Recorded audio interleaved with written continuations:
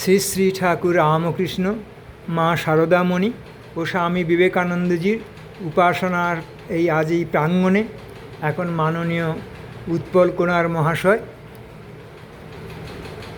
ব্যক্তিত্বের বিকাশ স্বামী বিবেকানন্দের লেখা একটি পুস্তক থেকে আজ কিছু পাঠ করছেন।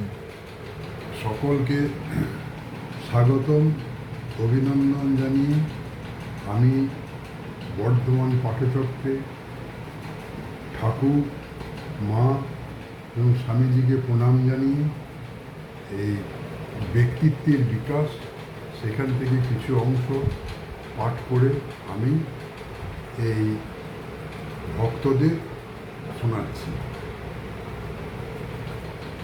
কেমন করিয়া কাজ করিবে, কর্মের জন্যই কর্ম করব। সকল দেশেই এমন কিছু মানুষ আছেন যাহাদের প্রভাব সত্যই জগতের পক্ষে কল্যাণ।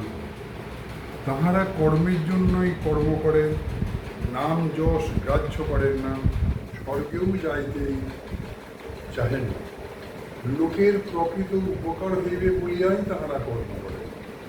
আবার অনেকে আছেন যাহারা আরও উচ্চতর উদ্দেশ্য লইয়া দরিদ্রের উপকার ও মনুষ্য জাতিকে সাহায্য করেন, কারণ তাহারা সৎ কার্যে বিশ্বাসী, তাহারা সৎ ভাব ভালোবাসেন।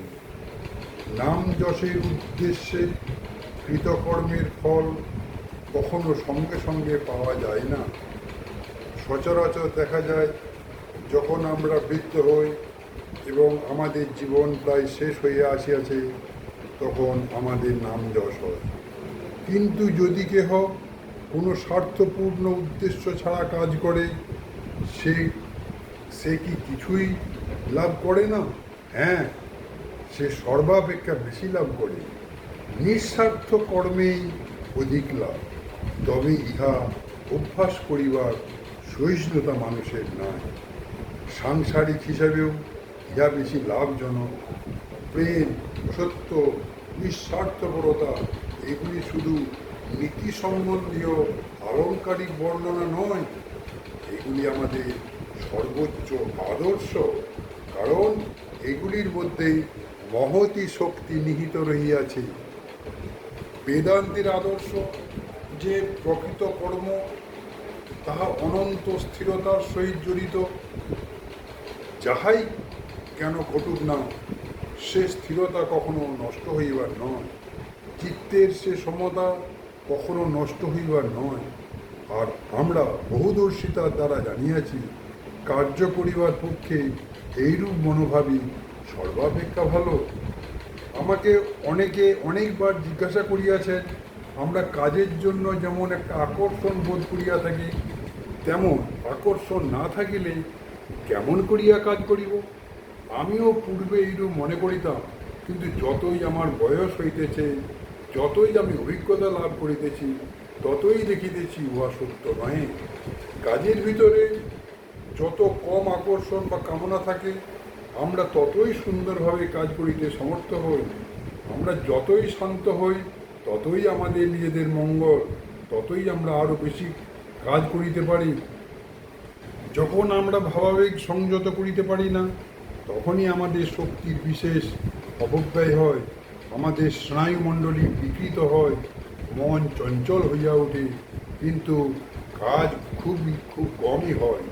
যে শক্তি কার্যরূপে পরিণত হওয়া উচিত ছিল, তাহা শুধু হৃদয়াবেগেই পর্যবেসিত হয়। মন যখন খুব শান্ত স্থির থাকে, কেবল তখনই আমাদের সমুদয় শক্তিটুকু সৎ কার্যে নিয়োজিত হইয়া থাকে। যদি তোমরা জগতে বড় বড় কর্মকুশল ব্যক্তির জীবনী পাঠ করো, দেখিবে তাহারা অদ্ভুত শান্ত প্রকৃতির লোক ছিলেন। কিছুই তাহাদের চিত্তের সমতা নষ্ট করিতে পারিত না। এই জন্য যে ব্যক্তি সহজেই রাগিয়া যায়, সে বড় একটা কাজ করিতে পারে না। আর যে কিছুতেই রাগে না, সে সর্বাপেক্ষা বেশি কাজ করিতে পারে। যে ব্যক্তি ক্রোধ, ঘৃণা বা কোনো রিপুর বশীভূত হইয়া পড়ে, সে এ জগতে বড় একটা কিছু করিতে পারে না। সে নিজেকেই যেন খণ্ড খণ্ড করিয়া ফেলে। সে বড় একটা কাজের লোক হয় না, কেবল শান্ত ক্ষমাশীল স্থির চিত্ত ব্যক্তি সর্বাপেক্ষা বেশি কাজ করিয়া থাকেন। নমস্কার, এইটুকুই আমি শেষ করলাম।